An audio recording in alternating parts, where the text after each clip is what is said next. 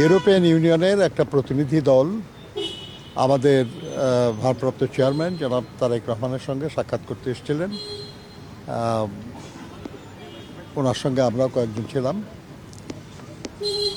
মূলত এই সাক্ষাৎটা ছিল ইউরোপিয়ান ইউনিয়ন বাংলাদেশের অনেক গুরুত্বপূর্ণ একজন উন্নয়ন অংশীদার এবং আপনারা জানেন যে বাংলাদেশের যে আসন্ন জাতীয় সংসদ নির্বাচন, এই নির্বাচনে তারা বেশ বড় একটা নির্বাচনী পর্যবেক্ষক দল পাঠাচ্ছে।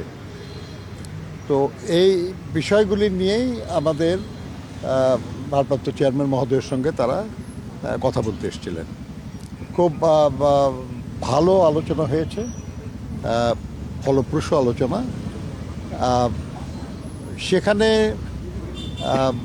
তাদের যে ছিল সেটা হলো যে আসন্ন নির্বাচন কেমন হতে যাচ্ছে এবং সেখানে আমাদের ভূমিকা কেমন কি থাকবে এবং নির্বাচন শেষ হওয়ার পরে এ দেশের উন্নয়নের ব্যাপারে কি ভাবনা চিন্তা আর কি আমাদের এ ব্যাপারে আমাদের ভারপ্রাপ্ত চেয়ারম্যান সাহেব অত্যন্ত স্পষ্টভাবে বলেছেন যে এই নির্বাচনটা যত দ্রুত সম্ভব করার দাবিটা মূলত আমাদেরই ছিল।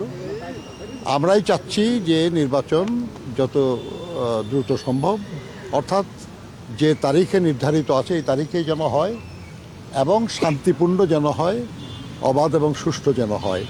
এই ব্যাপারে বিএনপির যে কমিটমেন্ট, বিএনপির যে আগ্রহ, এটা তিনি পুনর্ব্যক্ত করেছেন।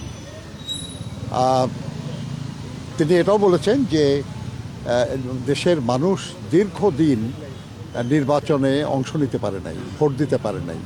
তারা অপেক্ষা করছে অধীর আগ্রহে যে একটা শান্তিপূর্ণ নির্বাচন হবে, সেখানে তারা অংশগ্রহণ করবেন এবং তাদের ইচ্ছা আকাঙ্ক্ষা তারা ভোটের মাধ্যমে প্রকাশ করবেন।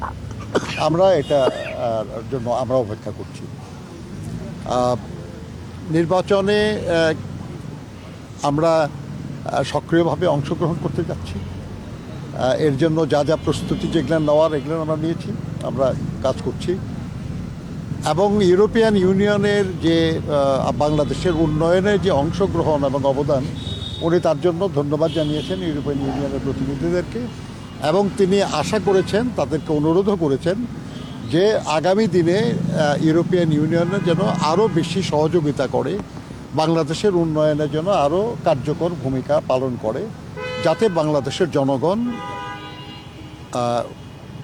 উপকৃত হয়।